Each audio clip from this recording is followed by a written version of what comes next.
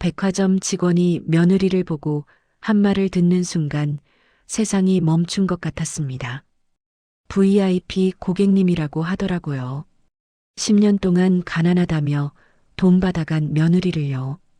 그날부터 하나씩 거짓말이 벗겨지기 시작했어요. 제 이름은 최정란입니다. 올해로 72살이 됐어요. 손등에 핏줄이 도드라지고 허리는 예전 같지 않지만 정신만큼은 또렷합니다. 남편은 15년 전에 세상을 떠났습니다. 갑작스러운 심근경색이었어요.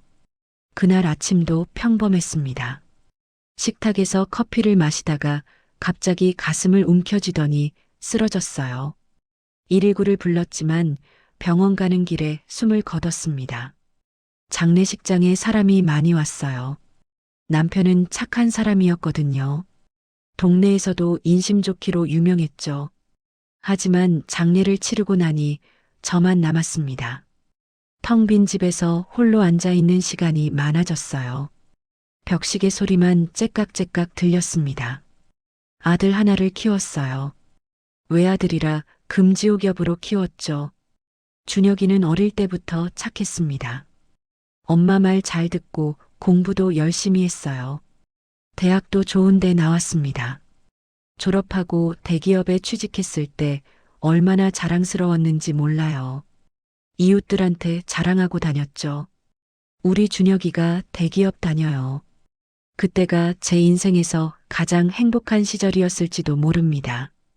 10년 전에 며느리가 우리 집에 들어왔습니다. 처음 봤을 때부터 마음에 안 들었어요. 뭔가 이상했거든요. 너무 완벽했어요. 말투도 행동도 표정도요. 마치 연기하는 것 같았습니다. 웃을 때도 눈은 웃지 않았어요. 입만 웃고 있었죠. 차가운 눈빛이었습니다. 하지만 아들이 좋아하니까 참았어요. 결혼을 허락했죠.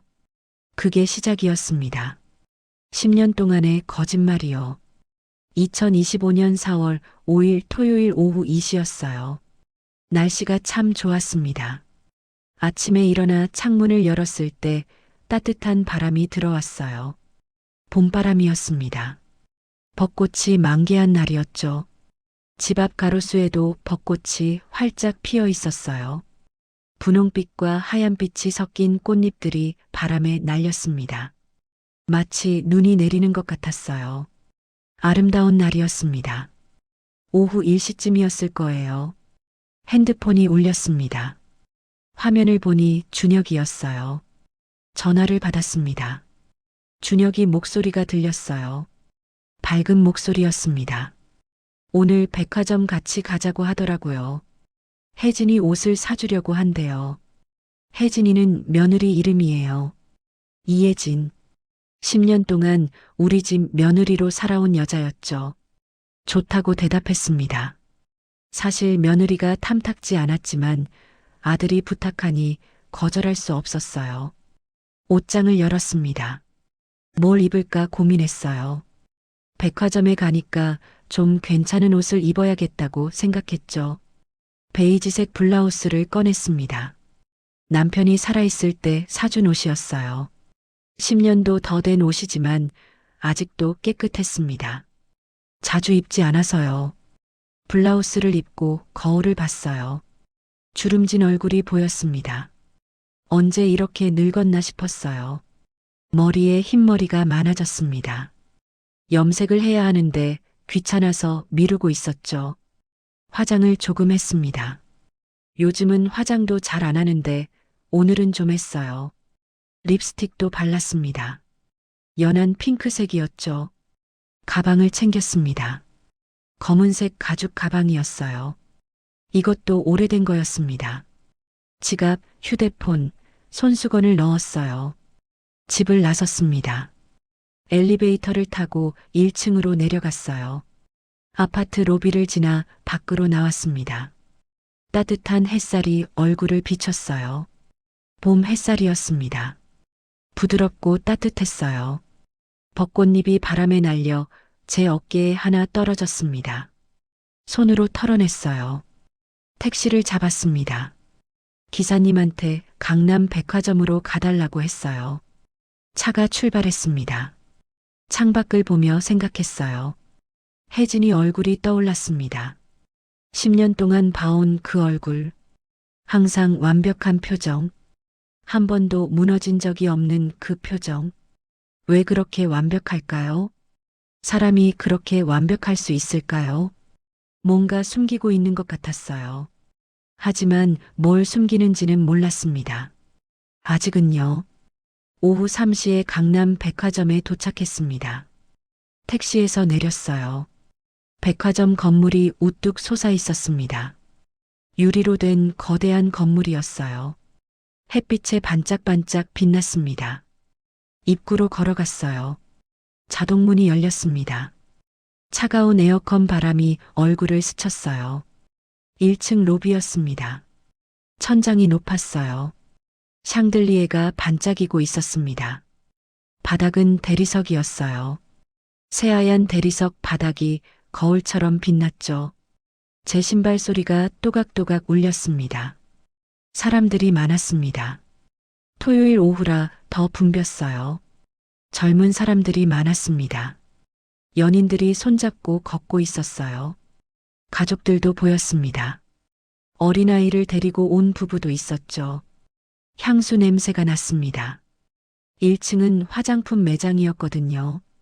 여러 브랜드의 화장품 카운터가 줄지어 있었어요. 직원들이 밝게 웃으며 손님을 맞이하고 있었습니다.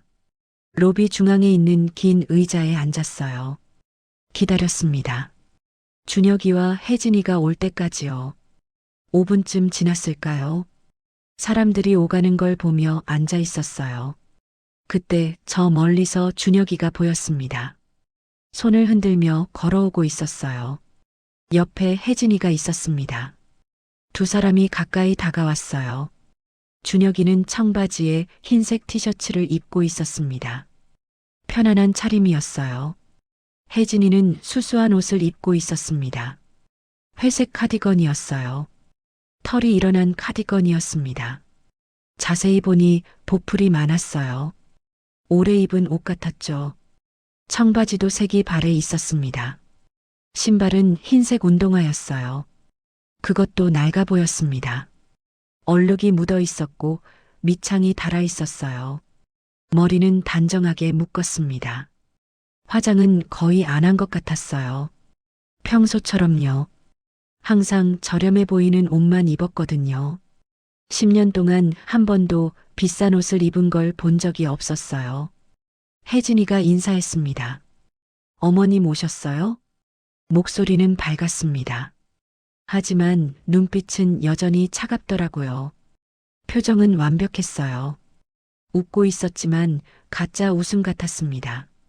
10년 동안 느껴온 그 차가움이었죠. 그 미소 뒤에 뭔가 숨어 있다는 느낌. 하지만 뭔지는 몰랐습니다. 준혁이가 말했습니다. 엄마 들어가자.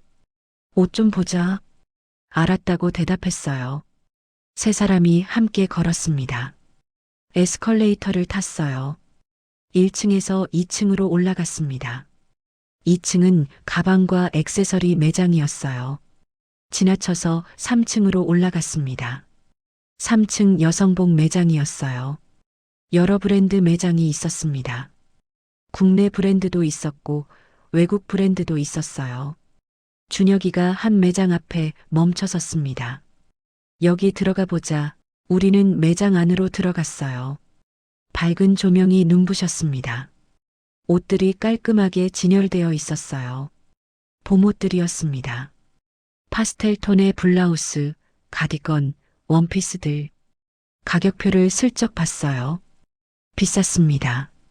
블라우스 하나가 30만 원이었어요. 원피스는 50만 원이 넘었죠. 혜진이가 옷을 보고 있었습니다. 하나씩 만져보더니 고개를 저었어요. 별로라는 표정이었죠. 다른 매장으로 갔습니다. 두 번째 매장도 비슷했어요. 혜진이는 시큰둥한 표정으로 옷을 보고 있었습니다. 엘리베이터를 타기로 했어요. 3층 안쪽에 엘리베이터가 있었거든요. 엘리베이터 앞에 섰습니다. 버튼을 눌렀어요. 위로 가는 버튼이었습니다. 잠시 기다렸어요. 엘리베이터가 내려오는 소리가 들렸습니다. 띵하는 소리와 함께 문이 열렸어요. 우리는 엘리베이터에 탔습니다. 좁은 공간이었어요. 거울이 달려 있었습니다. 거울에 비친 우리 세 사람. 준혁이는 편안한 표정이었어요. 혜진이는 무표정이었습니다. 저는 피곤해 보였어요.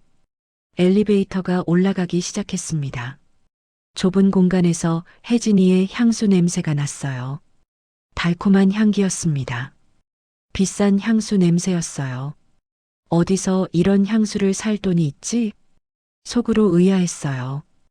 혜진이는 늘 가난하다고 했거든요. 친정이 어렵다고요. 시댁에 폐만 끼친다고 했죠. 그런 사람이 비싼 향수를 쓴다고요? 이상했습니다. 하지만 물어보지 않았어요. 엘리베이터가 올라가는 동안 침묵이었습니다. 아무도 말하지 않았어요. 숫자만 바뀌고 있었습니다. 1층, 2층, 3층. 띵하는 소리와 함께 3층에 도착했습니다. 문이 열렸어요. 그런데 바로 그때였습니다. 심장이 쿵 하고 내려앉는 순간이었어요. 엘리베이터 문이 활짝 열렸습니다. 밝은 빛이 안으로 들어왔어요. 3층 여성복 매장이 보였습니다. 하얀 대리석 바닥이 반짝이고 있었어요. 천장에 조명이 환하게 켜져 있었습니다. 여러 브랜드 매장이 줄지어 있었죠. 우리는 엘리베이터에서 내렸습니다. 준혁이가 앞장서서 걸었어요. 혜진이가 그 뒤를 따랐고 저는 맨 뒤에서 걸었습니다. 천천히요. 72살 다리는 빨리 걷기 힘들거든요. 그때였습니다. 왼쪽에 있던 매장에서 누군가 나왔어요. 매장 직원이었습니다. 20대 후반쯤 되어 보이는 여자였어요. 단정한 머리에 검은색 정장을 입고 있었습니다. 목에는 브랜드 스카프를 메고 있었어요. 그 직원이 우리를 봤습니다. 아니, 정확히는 혜진이를 봤어요. 직원의 얼굴이 환하게 밝아졌습니다. 눈이 커지고 입가에 미소가 번졌어요. 그리고는 빠르게 걸어왔습니다. 거의 뛰어오다시피 했어요. 구두굽이 바닥에 닿는 소리가 또각또각 들렸습니다. 직원이 우리 앞에 섰어요. 숨을 가쁘게 몰아쉬고 있었습니다. 그리고 혜진이를 보며 말했어요. 어머, VIP 고객님. 그 목소리가 제 귀에 들렸습니다. 또렷하게요. VIP 고객님이라고요. 순간 심장이 쿵 하고 내려앉았어요. 다리에 힘이 풀리는 것 같았습니다. 숨이 막혔어요. 귀를 의심했습니다. VIP 고객이라고요? 우리 며느리를요? 10년 동안 가난하다던 그 며느리를요? 시간이 멈춘 것 같았습니다. 주변 소리가 다 사라졌어요. 사람들이 오가는 소리도 들리지 않았습니다. 매장에서 흘러나오는 음악도 들리지 않았어요. 오직 그 직원의 목소리만 귓가에 맴돌았습니다. VIP 고객님, VIP 고객님, VIP 고객님. 반복되는 메아리처럼요. 저는 혜진이를 봤습니다. 혜진이 얼굴이 하얗게 질려 있었어요. 입술이 파르르 떨리고 있었습니다. 눈동자가 흔들리고 있었어요. 당황하는 게 눈에 보였습니다. 평소의 완벽한 표정은 어디 가고 완전히 무너진 얼굴이었어요. 처음 보는 표정이었습니다. 10년 만에 처음 보는 진짜 표정. 두려움이 가득한 얼굴. 들킬까봐 무서워하는 얼굴. 혜진이가 황급히 말했습니다. 아, 저 죄송한데요. 목소리가 떨렸어요. 평소의 차분한 목소리가 아니었습니다. 저 다른 사람이랑 착각하신 것 같아요. 손으로 머리를 쓸어 넘겼어요. 긴장한 제스처였습니다. 직원이 고개를 가웃거렸습니다. 의아한 표정이었어요. 아니에요, 고객님. 직원이 확신에 찬 목소리로 말했습니다. 저희 고객님 맞으세요. 이혜진 고객님. 혜진이 이름까지 불렀어요. 정확하게요.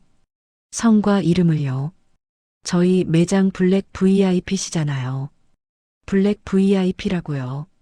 그 단어가 제 머리를 강타했습니다. 블랙 VIP, 그게 뭔지 알고 있었어요. TV에서 본 적이 있었거든요. 연간 구매액이 1억 원 이상인 고객한테만 주는 등급이었습니다. 1억 원이요. 1년에요. 단 12개월 동안 1억 원어치 옷을 산다고요? 혜진이가요? 10년 동안 동대문 옷만 입던 그 혜진이가요? 친정이 가난해서 명절 때마다 용돈 받아가던 그 혜진이가요? 순간 주변이 조용해졌어요.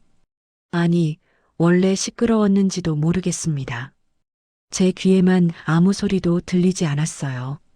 시간이 멈춘 것 같았습니다. 사람들이 걷는 것도 느린 동작처럼 보였어요. 마치 영화의 슬로우 모션 같았습니다. 저만 정상 속도로 움직이는 것 같았어요. 심장이 빠르게 뛰었습니다. 쿵쾅쿵쾅쿵쾅. 가슴이 터질 것 같았어요. 숨쉬기가 힘들었습니다. 목구멍이 막힌 것 같았어요. 공기가 들어오지 않았습니다. 손이 차갑게 식었어요. 손끝이 얼어붙는 것 같았습니다. 다리가 후들거렸어요. 무릎에 힘이 풀렸습니다. 지금 당장 주저앉을 것 같았어요. 준혁이도 놀란 표정으로 혜진이를 봤어요. 입을 벌리고 있었습니다. 말이 나오지 않는 것 같았어요. 눈만 커다랗게 뜨고 혜진이를 쳐다보고 있었죠. 믿을 수 없다는 표정이었습니다. 혜진이가 다시 말했습니다. 정말 착각이세요. 목소리에 확신이 없었어요. 떨리고 있었습니다. 저 여기 처음 와요. 거짓말이었습니다. 눈빛을 보면 알 수 있었어요. 눈동자가 좌우로 흔들리고 있었습니다. 거짓말하는 사람의 눈이었어요. 직원은 여전히 확신에 찬 표정이었습니다. 고개를 저으며 미소 지었어요. 아니에요, 고객님. 직원이 한 걸음 더 가까이 다가왔습니다. 작년에 샤넬 코트 구매하셨잖아요. 샤넬 코트라고요? 제 머릿속이 하얗게 변했습니다. 980만 원짜리요. 980만 원이요? 코트 하나가요? 제가 직접 포장해 드렸는데요. 직원이 환하게 웃으며 말했습니다. 네이비색 롱코트였잖아요. 정말 잘 어울리셨어요. 직원은 기억하고 있었습니다. 정확하게요. 색깔까지 기억하고 있었어요. 혜진이 얼굴이 점점 창백해졌습니다. 피가 쭉 빠지는 것 같았어요. 입술이 하얗게 변했습니다. 손이 떨리고 있었어요. 가방을 꽉 쥐고 있었죠. 손등에 핏줄이 튀어나올 정도로요. 저도 숨이 막혔습니다. 980만 원짜리 코트라고요? 우리 며느리가요? 10년 동안 가난하다며 돈을 받아갔던 그 며느리가요? 명절 때마다 용돈을 드렸어요. 50만 원씩이었습니다. 친정이 어렵다고 했거든요. 부모님도 안 계시고 혼자 사는데 힘들다고요. 그래서 명절마다 용돈을 줬어요. 설날에 50만 원, 추석에 50만 원. 10년이면 20번입니다. 총 1000만 원이에요. 그 돈으로 뭘 했을까요? 생활비로 썼을 거라고 생각했어요. 아니면 저축했거나요. 나중에 집 사는데 보태려고요. 하지만 아니었습니다. 980만 원짜리 코트를 샀다고요. 단 한 벌에요. 제가 10년 동안 준 돈과 비슷한 금액이었습니다. 화가 치밀어 올랐어요. 가슴 속에서 뜨거운 무언가가 타올랐습니다. 분노였어요.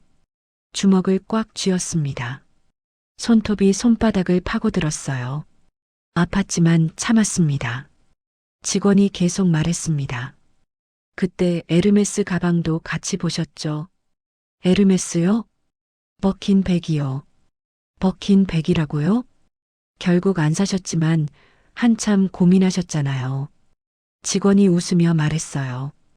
다음에 오시면 꼭 보여드릴게요. 새로운 컬러가 들어왔거든요. 버킨 백이요. 그게 얼마짜리인지 알고 있었습니다. TV에서 본 적이 있었어요. 최소 3천만 원이었습니다. 비싼 건 5천만 원이 넘었어요. 혜진이가 그걸 고민했다고요? 살까 말까 고민했다고요? 3천만 원짜리 가방을요? 혜진이의 얼굴을 봤습니다. 완전히 무너진 표정이었어요. 눈에 눈물이 맺혀 있었습니다. 입술을 깨물고 있었어요. 피가 날 것 같았습니다. 손은 계속 떨리고 있었어요. 가방 손잡이를 움켜쥔 손, 하얗게 질린 손, 준혁이가 혜진이를 쳐다봤습니다. 무슨 말을 해야 할지 모르는 표정이었어요. 입을 벌렸다 다물었다 반복하고 있었습니다. 혼란스러운 표정이었죠. 믿을 수 없다는 표정. 10년을 함께 산 아내가 낯선 사람처럼 느껴지는 순간이었을 거예요. 저는 더 이상 참을 수 없었습니다. 입을 열었어요. 샤넬 코트요? 제 목소리가 나왔습니다. 잠겨 있었어요. 목이 쉰 것처럼 거친 목소리였습니다. 980만 원짜리요? 직원이 저를 봤습니다. 네, 맞아요. 환하게 웃으며 대답했어요. 정말 예쁜 코트였어요. 이혜진 고객님한테 너무 잘 어울렸죠. 이혜진 고객님이라고 했어요. 우리 며느리 이름을요. 정확하게요. 성과 이름을요. 머릿속이 복잡했습니다. 생각이 빠르게 돌아갔어요. 10년 동안의 기억들이 주마등처럼 스쳐 지나갔습니다. 혜진이가 처음 우리 집에 왔을 때 수수한 옷을 입고 왔었어요. 검은색 원피스였습니다. 저렴해 보이는 원피스였어요. 신발도 낡았었습니다. 가방도 오래된 것 같았어요. 그래서 가난한 줄 알았습니다. 결혼식 때도 그랬어요. 작은 결혼식이었습니다. 혜진이 측 하객이 거의 없었어요. 친구 몇 명뿐이었죠. 친척이 없다고 했습니다. 부모님도 안 계시고 혼자라고요. 그래서 조촐하게 하고 싶다고 했어요. 웨딩드레스도 저렴한 걸 빌렸습니다. 화려하지 않았어요. 심플한 디자인이었죠. 신혼여행도 안 갔습니다. 돈이 없어서라고 했어요. 나중에 여유 생기면 가자고 했죠. 그래서 우리가 신혼집을 마련해 줬어요. 강남의 30평 아파트였습니다. 1억 5천만 원이 들었어요. 전세금이었죠. 혜진이가 너무 고마워했습니다. 눈물까지 흘렸어요. 평생 은혜 잊지 않겠다고 했습니다. 그 눈물도 가짜였을까요? 10년 동안 명절 때마다 왔습니다. 설날, 추석. 항상 저렴한 선물을 가져왔어요. 마트 상품권이었습니다. 5만 원짜리요. 백화점 상품권이 아니었어요. 옷도 항상 수수했습니다. 동대문에서 산 것 같았어요. 10,000원, 2만 원짜리 옷들. 보풀이 일어나고 색이 바랜 옷들. 그런 옷만 입고 왔었어요. 10년 동안요. 한 번도 비싼 옷을 입은 걸 본 적이 없었습니다. 화장도 거의 안 했어요. 머리도 단정하게 묶기만 했죠. 액세서리도 안 했습니다. 귀걸이도 안 했어요. 목걸이도요. 반지는 결혼 반지 하나뿐이었습니다. 가방도 저렴한 것만 들고 다녔어요. 인조 가죽 가방이었습니다. 10,000원, 2만 원짜리처럼 보였어요. 그래서 가난한 줄 알았습니다. 정말로요. 하지만 아니었습니다.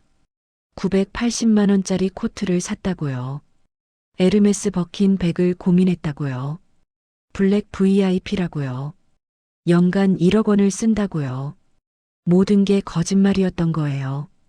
10년 동안의 거짓말. 준혁이가 혜진이한테 물었습니다.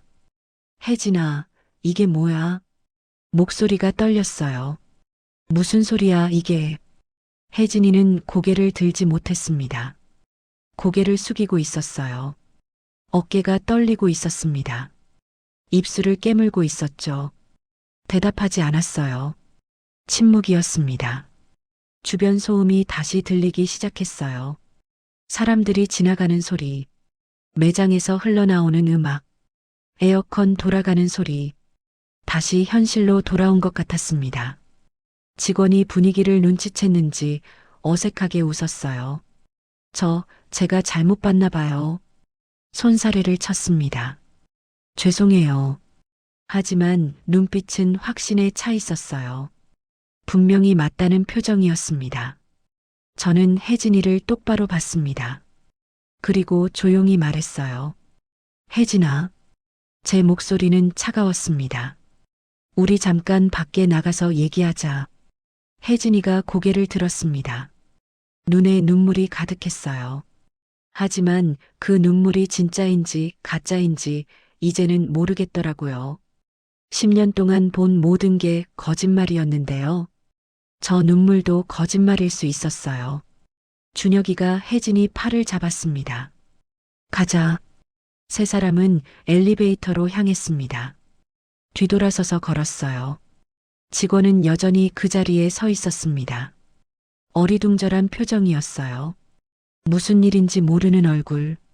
하지만 우리에겐 큰일이었습니다. 10년 동안 쌓아온 모든 것이 무너지는 순간이었어요. 엘리베이터 버튼을 눌렀습니다.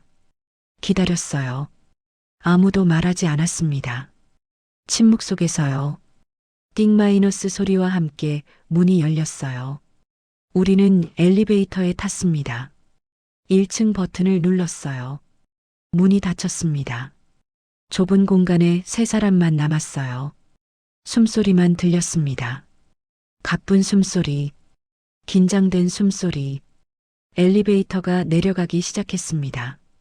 3층, 2층, 1층. 천천히 내려갔어요. 영원처럼 느껴졌습니다. 거울에 비친 우리 모습.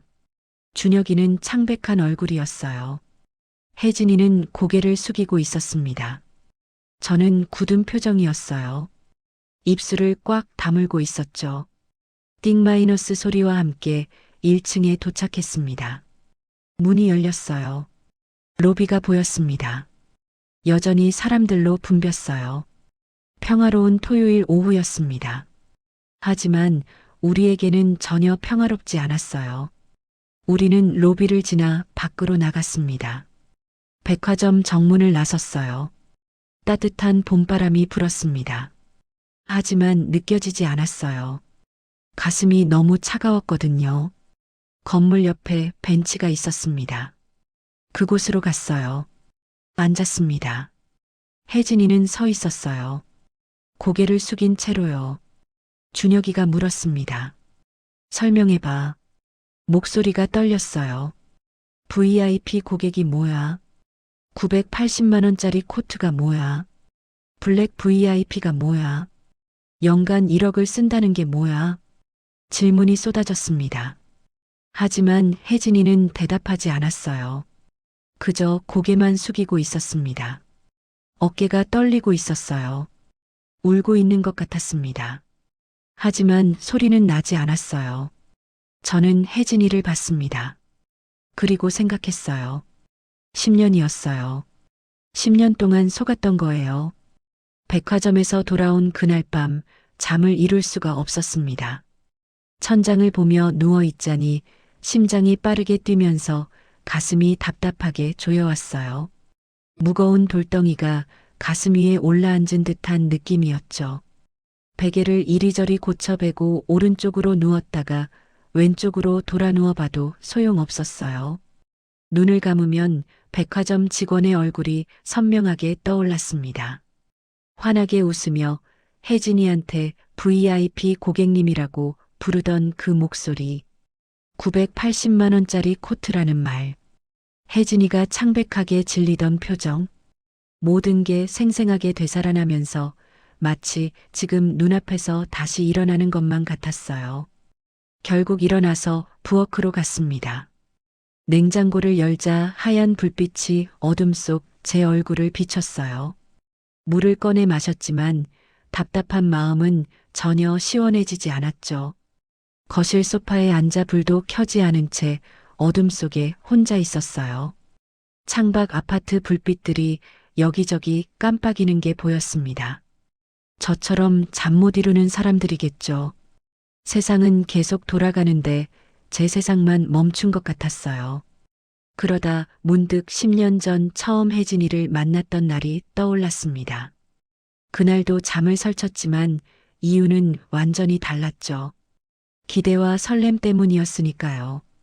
외아들이 처음 여자친구를 데려온다던 날, 가슴이 두근거렸던 기억이 생생합니다. 하지만 지금 제 가슴을 짓누르는 건 배신감과 분노, 그리고 깊은 후회였어요. 왜 그때 제 직감을 믿지 않았을까요? 처음 혜진이를 봤을 때 이상하다고 느꼈었는데 아들한테 말하지 않았던 게 후회됐습니다. 눈을 감고 기억 속으로 돌아갔어요. 2015년 6월 13일 토요일.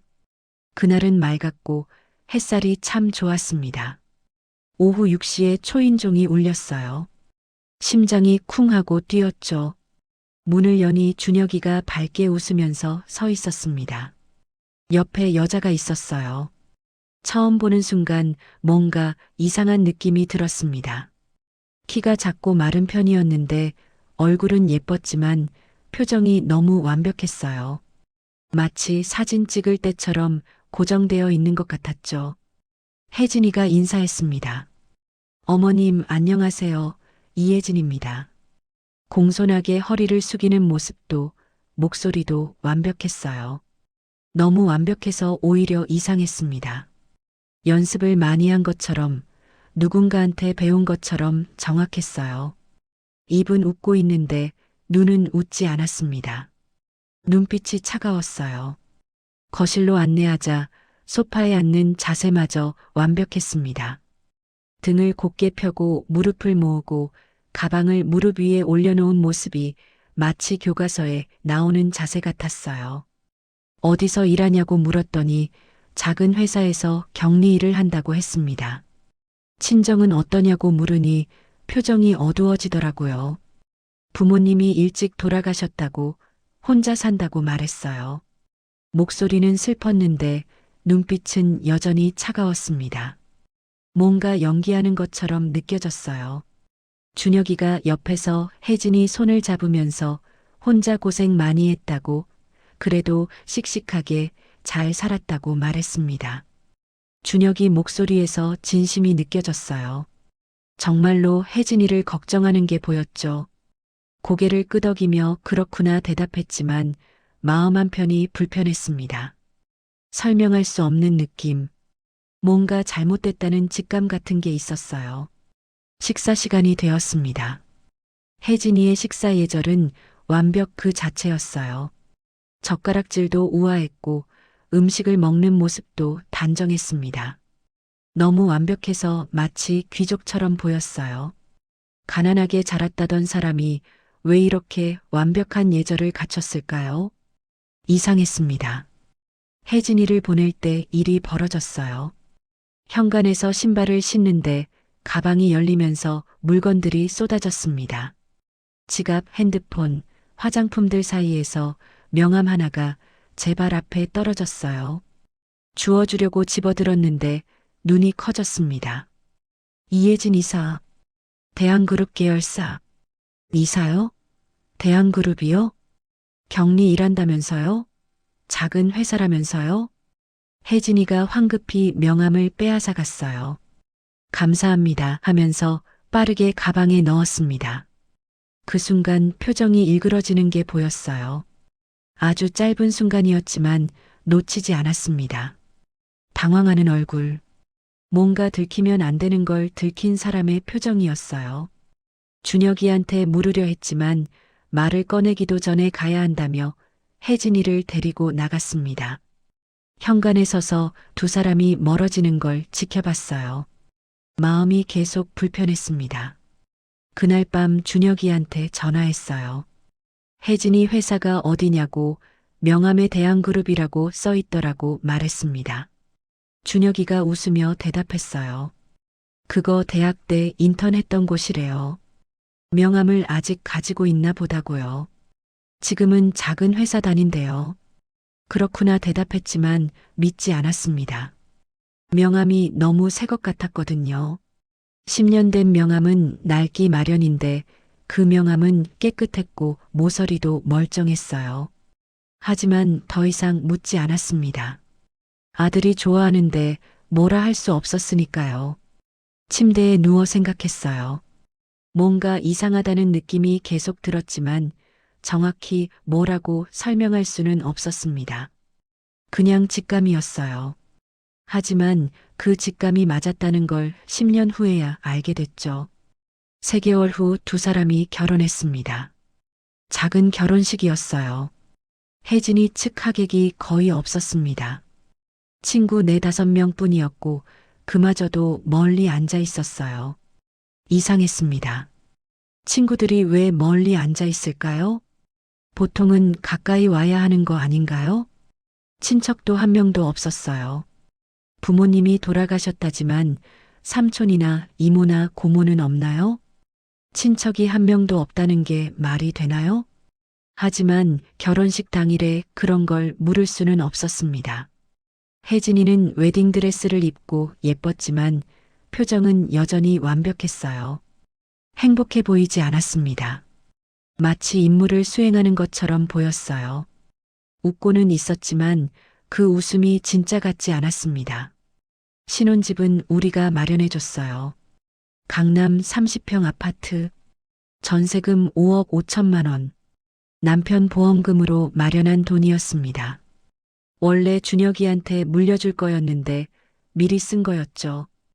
혜진이가 그 얘기를 듣고 눈물을 흘렸어요. 평생 은혜 잊지 않겠다고 어머님한테 효도하며 살겠다고 말했습니다.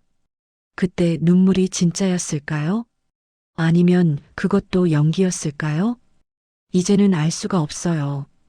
결혼 후 10년 동안 혜진이는 완벽한 며느리였습니다. 명절마다 빠짐없이 왔고 선물도 가져왔어요. 마트 상품권 5만 원짜리. 백화점 상품권이 아니라 마트 상품권이었습니다. 가난한 척하는 거였죠. 옷도 항상 수수했어요. 10,000원, 2만 원짜리처럼 보이는 옷들. 보풀이 일어나고 색이 바랜 옷들만 입고 왔습니다. 명절 때마다 저는 혜진이한테 용돈을 줬어요.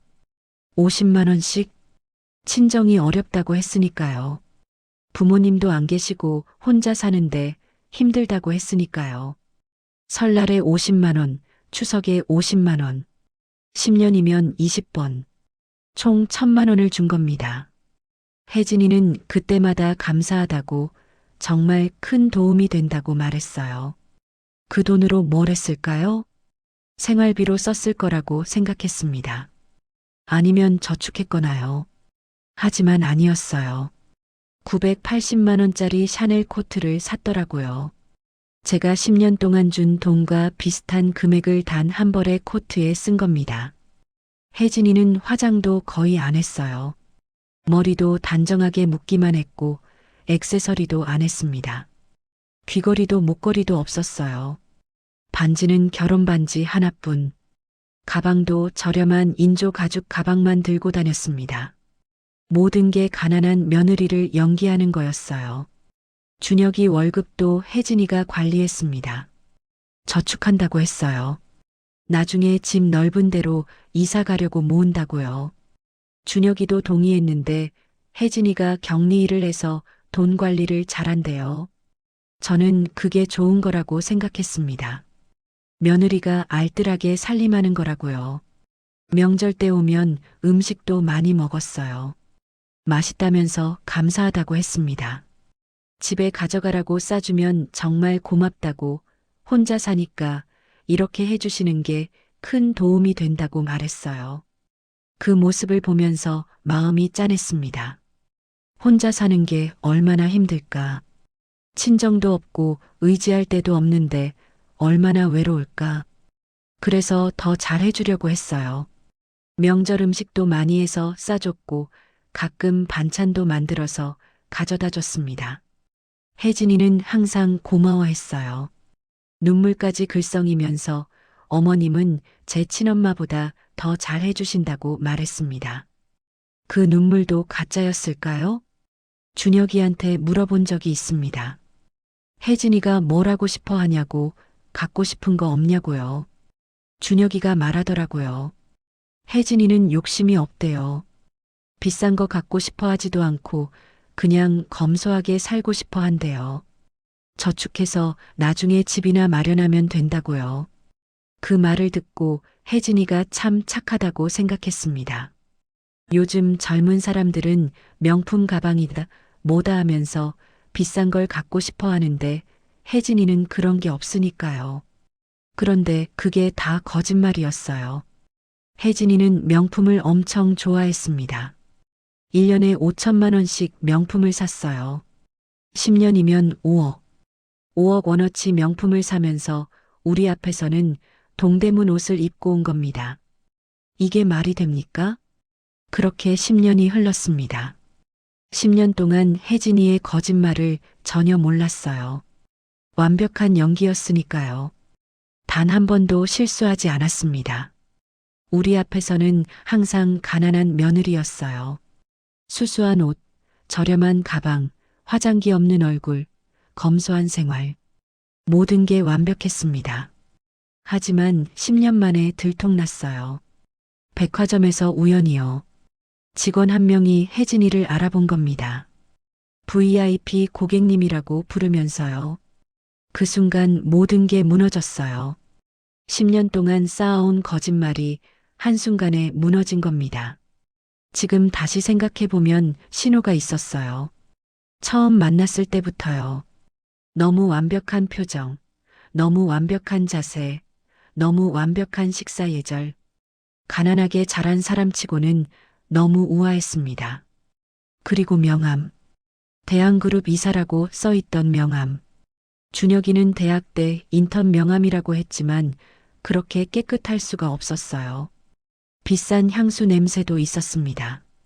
가끔 혜진이한테서 좋은 향수 냄새가 났는데 가난한 사람이 쓰기엔 너무 비싼 향수였어요. 손도 그랬습니다. 혜진이 손이 너무 곱더라고요. 일하는 사람 손이 아니었어요. 부드럽고 하였습니다.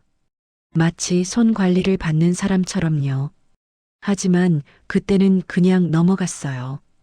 의심하지 않았습니다. 아들이 좋아하는 사람이니까, 며느리니까 믿었던 거죠. 그게 제 실수였습니다. 직감을 믿었어야 했는데 그러지 못했어요. 지금은 후회됩니다. 그때 좀 더 깊이 알아봤으면, 혜진이 친정을 직접 확인했으면, 회사를 확인했으면 어땠을까요? 10년을 허비하지 않았을 텐데요.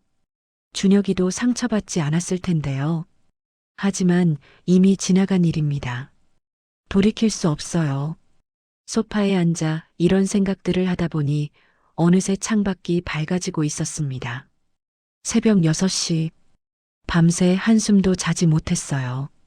몸은 피곤했지만 잠이 오지 않았습니다. 일어나서 커피를 내려 마시면서 창밖을 봤는데 해가 떠오르고 있었어요. 새로운 날이 시작되고 있었습니다. 하지만 제게는 새로운 날이 아니었어요. 어제의 충격이 계속되는 날이었습니다.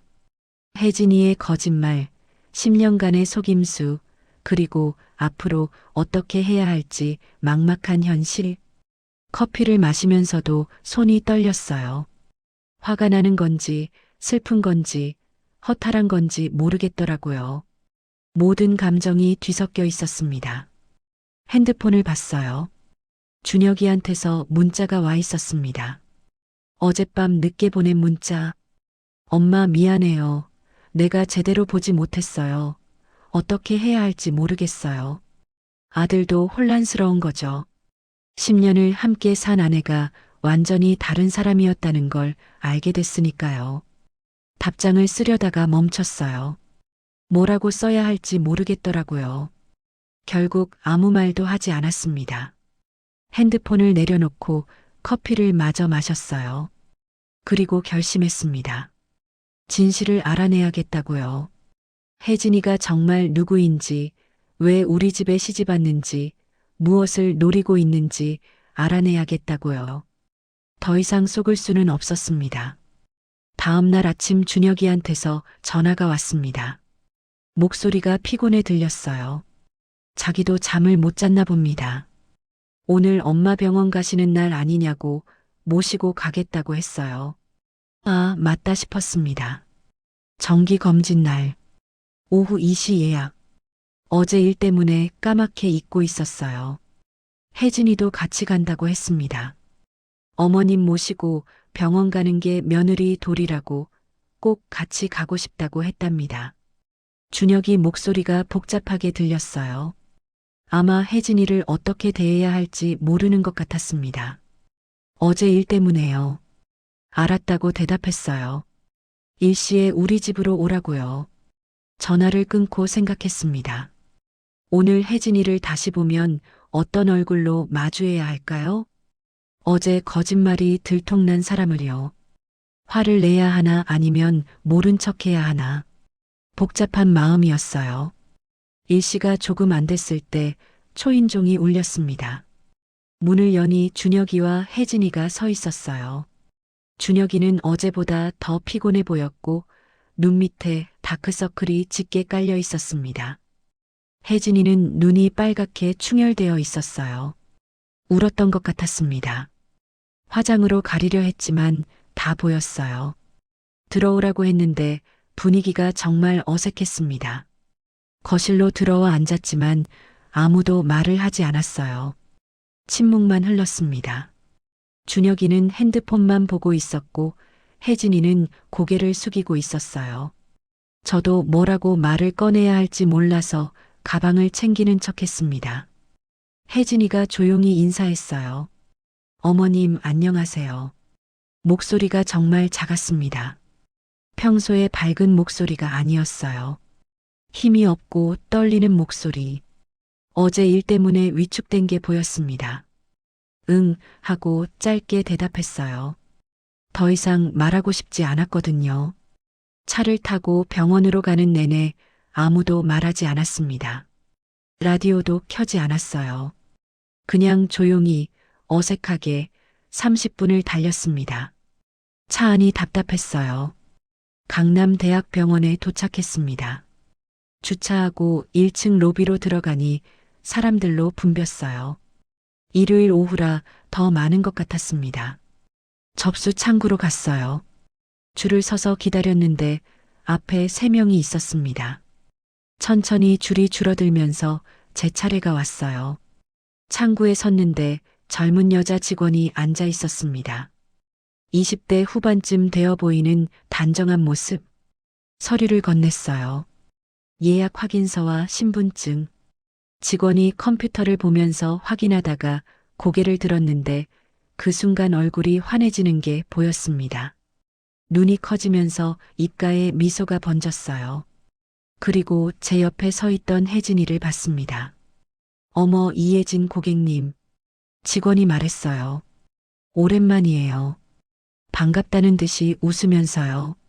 심장이 또 쿵 하고 내려앉았습니다. 여기서도요? 병원에서도요? 어제 백화점에 이어 또요? 숨이 막히는 것 같았어요. 직원이 계속 말했습니다. 작년에 건강검진 프리미엄 패키지 받으셨잖아요. 그거 어떠셨어요? 프리미엄 패키지요? 그게 얼마짜리인지 알고 있었습니다. 500만 원. 일반 건강검진은 10만 원, 20만 원인데 500만 원짜리 프리미엄 패키지라고요? VIP 고객님이시잖아요. 직원이 환하게 웃으며 말했습니다. PB센터도 이용하시고요. PB센터요? 프라이빗 뱅킹 센터. 부자들만 이용하는 곳. 최소 10억 원 이상 예치해야 이용할 수 있다고 들었습니다. 혜진이가 10억 원이 있다고요? 옆에 서 있던 혜진이를 봤는데 얼굴이 하얗게 질려 있었어요. 입술이 파르르 떨리고 손으로 가방을 꽉 움켜쥐고 있었습니다. 손등에 핏줄이 튀어나올 정도로 세게 쥐고 있었어요. 혜진이가 황급히 말했습니다. 저 다른 사람이랑 착각하신 것 같아요. 목소리가 떨렸어요. 하지만 직원은 확신에 차 있었습니다. 아니에요, 고객님. 분명히 이혜진 고객님 맞으세요. 저희 병원 VIP 고객님이시잖아요. 제 옆에 서 있던 준혁이도 혜진이를 쳐다봤는데 믿을 수 없다는 표정이었어요. 어제에 이어 오늘도 또 이런 일이 생기니까 완전히 혼란스러운 얼굴. 더 이상 참을 수가 없었어요. 밖으로 나가자고 말했습니다. 지금 당장요. 우리는 접수도 하지 않고 병원 밖으로 나갔어요. 병원 앞 벤치에 앉았습니다. 혜진이는 서 있었는데 고개를 푹 숙이고 있었어요. 어깨가 떨리고 있었습니다. 준혁이가 물었어요. 설명해봐. 병원 VIP 고객이 뭐야? 500만 원짜리 건강검진이 뭐야? PB센터가 뭐야? 10억이 어디 있어? 혜진이가 한참을 침묵하다가 입을 열었습니다. 사실은 친정이 좀 사는 편이에요. 작은 목소리였지만 또렷하게 들렸어요. 순간 귀를 의심했습니다. 친정이 산다고요? 10년 동안 가난하다고 했는데요. 부모님이 일찍 돌아가셨다고 했는데요. 얼마나 사냐고 물었습니다. 혜진이가 대답했어요. 많이 산다고요.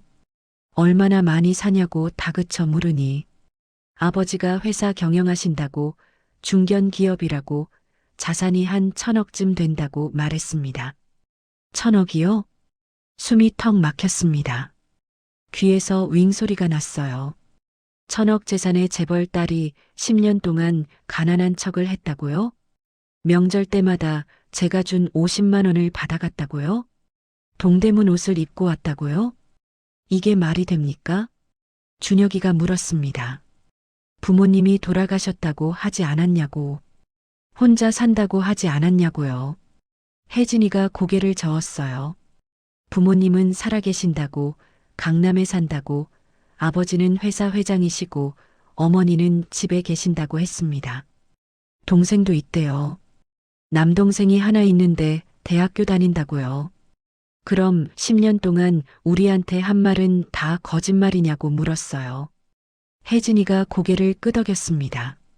죄송하다고, 정말 죄송하다고 했는데 그 말이 진심인지조차 믿을 수가 없었어요. 10년 동안 거짓말을 해온 사람의 사과를 어떻게 믿습니까? 왜 숨긴 거냐고 물었습니다. 혜진이가 눈물을 흘리면서 말하더라고요. 말하면 달라질 것 같아서라고. 사람들이 자기를 다르게 볼까 봐서라고. 돈 때문에 좋아하는 거 아닌가 싶어서라고요. 그래서 우리를 10년 동안 속인 거냐고 따져 물으니 대답하지 못했습니다. 준혁이가 물었어요. 그럼 10년 동안 쓴 돈은 어떻게 된 거냐고요. 혜진이가 통장을 꺼냈습니다. 가방에서 통장을 꺼내 준혁이한테 건넸는데 준혁이가 통장을 펼쳐보더니 눈이 커졌어요. 잔액이 5억이 넘었거든요. 5억이요? 10년 동안 모은 돈이라고요? 어떻게 이렇게 많냐고 물으니 혜진이가 제 돈도 보탰다고 하더라고요. 제 돈이요? 재벌 딸이니까 아버지한테 받은 돈이겠죠. 그 돈을 보태서 5억을 만든 겁니다. 그럼 준혁이 월급은 거의 다 저축한 거네요. 10년 동안요. 왜 그렇게 했냐고 물었습니다. 혜진이가 대답하지 못했어요. 그저 고개를 숙이고 있었을 뿐. 진짜 목적이 뭐냐고 물었습니다. 우리 집에 시집 온 이유가 뭐냐고. 10년 동안 거짓말한 이유가 뭐냐고. 하지만 대답하지 않았어요. 입을 꾹 다물고 있었습니다. 그 모습을 보니 확신했습니다. 뭔가 더 큰 비밀이 있다는 걸요. 아직 말하지 않은 뭔가가 있다는 걸요. 10년 동안 거짓말을 해온 사람이 이제 와서 다 털어놓을 리가 없잖아요. 분명히 더 숨기고 있는 게 있을 겁니다. 일단 집에 가자고 말했습니다. 준혁이네 집으로요. 거기서 제대로 얘기하자고요.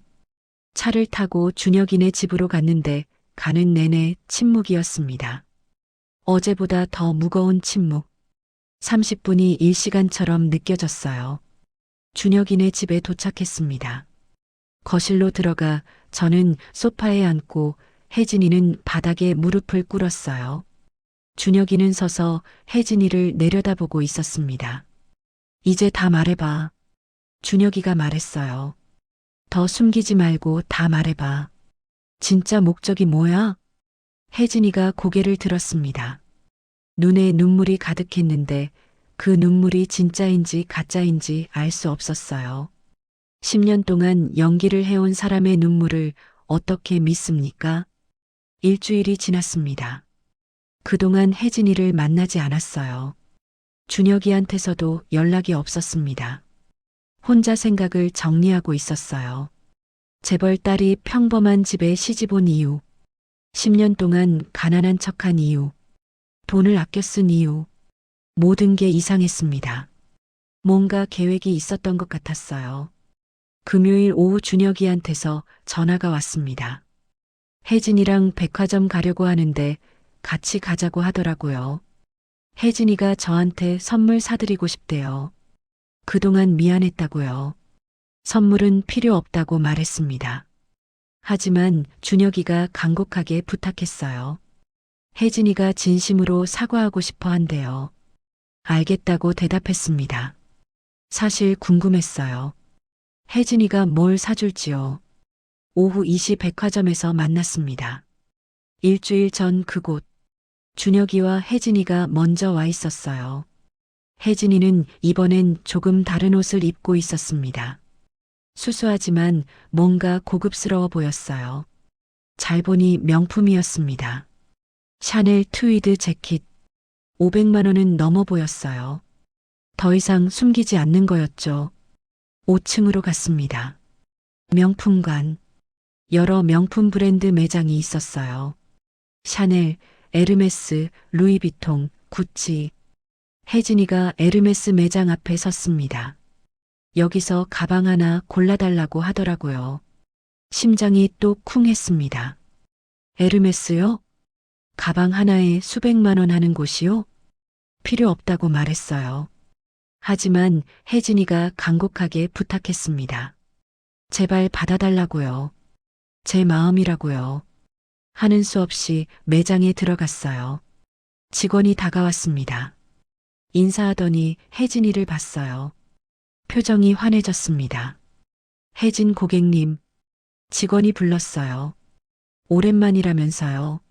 심장이 세 번째로 쿵 했습니다. 여기서도 아는 사이였어요. 직원이 계속 말했습니다. 작년에 구매하신 버킨 잘 쓰고 계시냐고요. 리미티드 에디션이었다면서요. 버킨이요? 리미티드 에디션이요? 그게 얼마짜리인지 알고 있었어요. 최소 3천만 원. 혜진이가 그걸 샀다고요? 직원은 아무것도 모르고 계속 말했어요. 오늘은 뭘 보러 오셨냐고요. 캘리백도 새로 나왔다면서요. 혜진 고객님 스타일이라고요. 저는 직원한테 물었습니다. 이 사람이 여기 단골이냐고요. 직원이 환하게 웃었어요. 물론이라고요. VVIP 고객님이라고요. 연간 5천만 원 이상 구매하신다고요. 5천만 원이요. 1년에요? 10년이면 5억. 10년 동안 가난하다며 동대문 옷 입던 며느리가요? 더 이상 참을 수 없었습니다. 나가자고 말했어요. 지금 당장요. 밖으로 나왔습니다. 벤치에 앉았어요. 혜진이한테 물었습니다. 이게 뭐냐고요? 버킨백이 뭐냐고요? 3천만 원짜리가 뭐냐고요? 1년에 5천만 원씩 쓴 게 뭐냐고요? 혜진이가 입을 열었습니다. 죄송하다고요. 숨긴 게 많다고요. 당연하다고 말했어요. 10년 동안 거짓말만 했다고요. 혜진이가 눈물을 흘렸습니다. 정말 죄송하다고요. 진짜 사랑은 했다고요. 사랑이면 왜 속이냐고 말했습니다. 사랑이면 왜 거짓말을 하냐고요. 혜진이는 대답하지 못했어요. 저는 물었습니다. 진짜 목적이 뭐냐고요. 우리 집에 시집 온 이유가 뭐냐고요. 혜진이가 한참을 망설이다가 말했습니다. 작은 목소리였어요. 하지만 또렷했습니다. 어머님 집이 갖고 싶었다고요. 순간 귀를 의심했습니다. 우리 집이 갖고 싶었다고요? 혜진이가 고개를 끄덕였어요. 어머님 집이 강남 한복판이라고요. 15억짜리 아파트라고요. 명의만 바꾸면 제 거라고 생각했다고요. 숨이 멎는 줄 알았습니다. 온몸에 소름이 돋았어요. 10년 동안 우리 집을 노린 거였어요. 15억짜리 아파트를요. 준혁이도 충격받은 얼굴이었습니다. 혜진이가 계속 말했어요. 처음엔 사랑이었다고요. 준혁이를 정말 좋아했다고요. 그런데 시간이 지나면서 욕심이 생겼다고요. 어머님이 혼자 사시는 큰 집이 아깝다고 생각했다고요. 어차피 나중엔 준혁이 거 아니냐고요. 그럼 제 것이나 마찬가지라고 생각했다고요. 화가 머리끝까지 치밀었습니다. 주먹을 꽉 쥐었어요. 그래서 가난한 척한 거냐고 물었습니다. 돈 없는 며느리라고 동정심을 유발한 거냐고요. 혜진이가 고개를 끄덕였어요. 그렇다고요.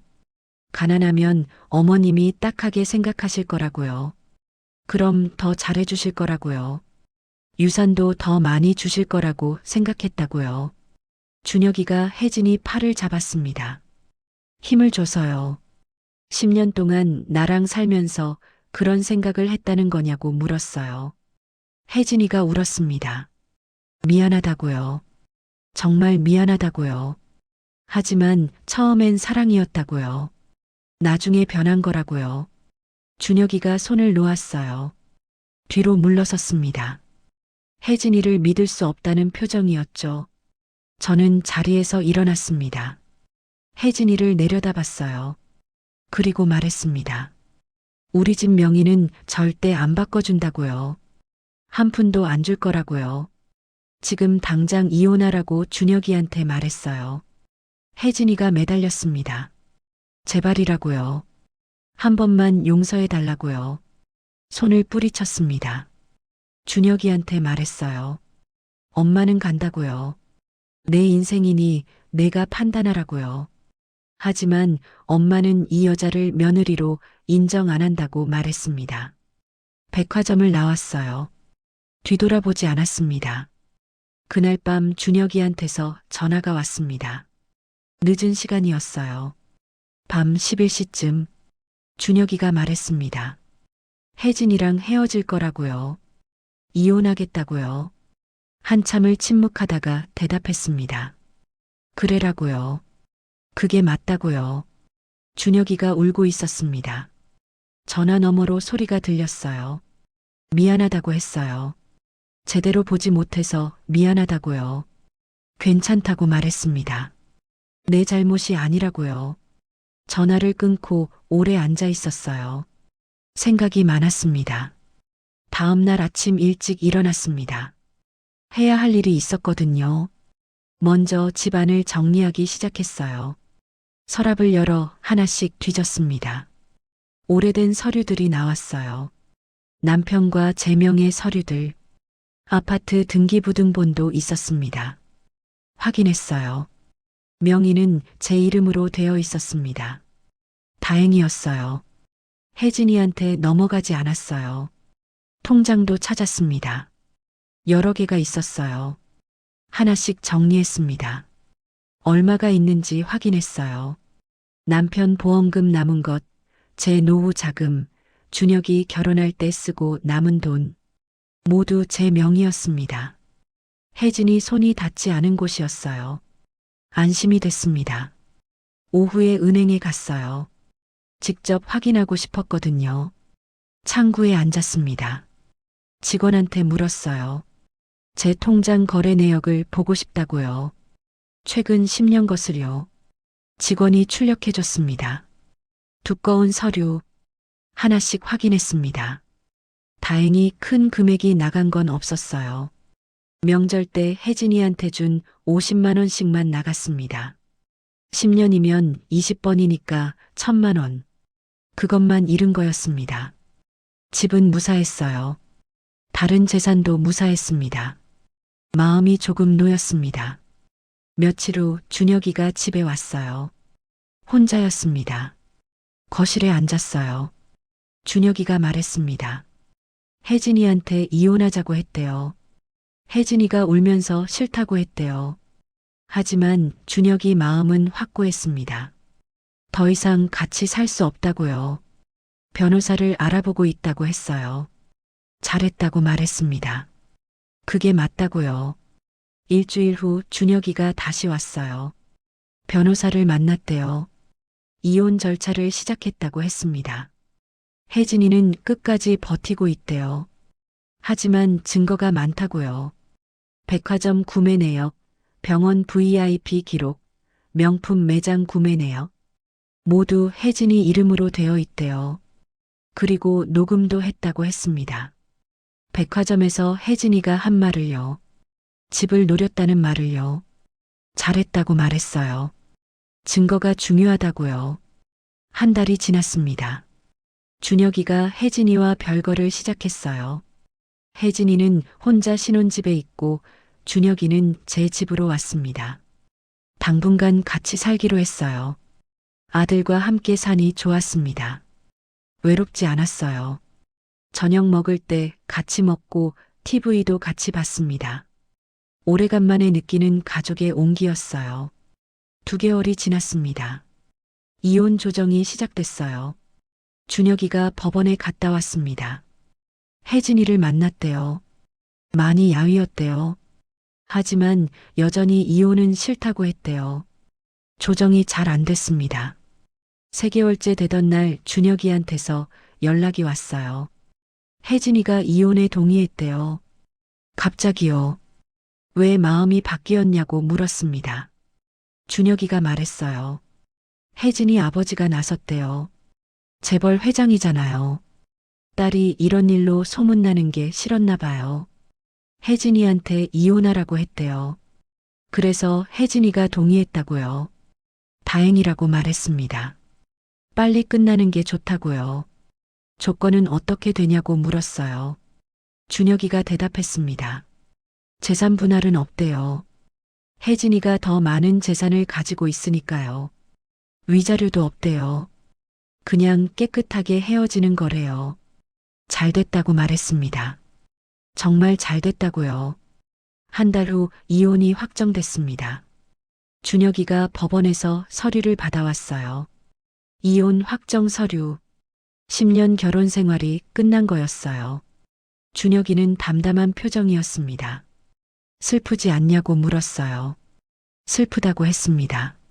하지만 이게 맞다고요. 거짓말 위에 쌓인 결혼은 의미가 없다고요. 맞다고 말했습니다. 진실이 중요하다고요. 그날 밤 우리는 외식을 했어요. 새 출발을 축하하는 의미였습니다. 고기를 먹었어요. 오래간만에 맛있게 먹었습니다. 준혁이가 웃었어요. 오래간만에 보는 웃음. 진짜 웃음이었어요. 6개월이 지났습니다. 준혁이는 새로운 삶을 살고 있었어요. 새 아파트도 구했습니다. 회사 근처 작은 원룸. 그곳으로 이사 갔죠. 일도 열심히 하고 있었습니다. 승진도 했어요. 과장이 됐대요. 자랑스러웠습니다. 저도 평온한 일상으로 돌아왔어요. 아침에 일어나서 커피를 마시고 산책도 나가고 동네 친구들도 만났습니다. 평범한 일상. 하지만 행복했습니다. 어느 날 준혁이한테서 전화가 왔습니다. 소개팅 한번 해볼까 한대요. 회사 선배가 소개해준다고요. 좋다고 대답했습니다. 이번엔 제대로 된 사람 만나라고요. 알겠다고 했어요. 이번엔 신중하게 보겠다고요. 그리고 물었어요. 엄마한테 먼저 보여주겠다고요. 웃으면서 대답했습니다. 그래라고요. 엄마가 확인해 주겠다고요. 10년 동안 거짓말 속에서 살았습니다. 매일 며느리 얼굴을 보면서도 진실을 몰랐어요. 힘들었습니다. 하지만 결국 진실은 드러났어요. 거짓말은 언젠가 들통나기 마련이더라고요. 아무리 완벽하게 숨겨도 시간이 지나면 드러납니다. 백화점에서 우연히 들은 말, 병원에서 우연히 마주친 순간, 명품 매장에서 알게 된 진실, 모두 우연이었어요. 하지만 그 우연들이 모여서 진실을 보여줬습니다. 거짓말쟁이는 결국 자기 발목을 잡더라고요. 혜진이가 그랬어요. 너무 완벽하게 연기하려다가 오히려 의심받았고 너무 많은 곳에서 거짓말하다가 결국 들켰습니다. 거짓말은 언젠가 무너지지만 진실은 남아요. 저는 10년 동안 정직하게 살았어요. 며느리한테 속았지만 제 자신한테는 정직했습니다. 아들한테도 정직했어요. 그게 저를 지켜줬습니다. 준혁이도 마찬가지였어요. 처음엔 혼란스러웠지만 결국 옳은 선택을 했습니다. 거짓말하는 아내를 떠났어요. 힘든 결정이었지만 정직한 선택이었죠. 그리고 지금 행복합니다. 새로운 사람을 만났어요. 이번에는 진짜 착한 사람, 정직한 사람이에요. 준혁이 얼굴이 밝아졌습니다. 웃음이 늘었어요. 진짜 행복해 보여요. 저도 마찬가지입니다. 마음이 편안해졌어요. 거짓말쟁이와 멀어지니까 평화로워졌습니다. 돈은 중요하지 않았어요. 명품도 중요하지 않았습니다. 진실이 중요했어요. 정직이 중요했죠. 혜진이는 돈이 많았습니다. 재벌 딸이었으니까요. 명품도 많았어요. 백화점 VIP였으니까요. 하지만 행복해 보이지 않았습니다. 늘 긴장된 얼굴이었어요. 거짓말이 들킬까봐 불안해했죠. 그게 행복일까요? 저는 아니라고 생각해요. 돈이 많아도 거짓말하며 사는 건 불행입니다. 1년이 지났습니다. 준혁이는 새로운 여자친구와 행복해요. 이번에는 정말 착한 사람, 거짓말 없는 관계래요. 편하대요. 내년에 결혼한대요. 이번엔 제대로 된 결혼이에요. 저도 준비하고 있어요. 착한 며느리 맞을 준비요. 설레어요. 혜진이 생각은 안 나요. 가끔 궁금하긴 해요. 어디서 뭐 하는지요. 하지만 중요하지 않아요. 제 인생이 행복하면 되니까요. 정직한 당신을 응원합니다. 여기는 마음극장입니다.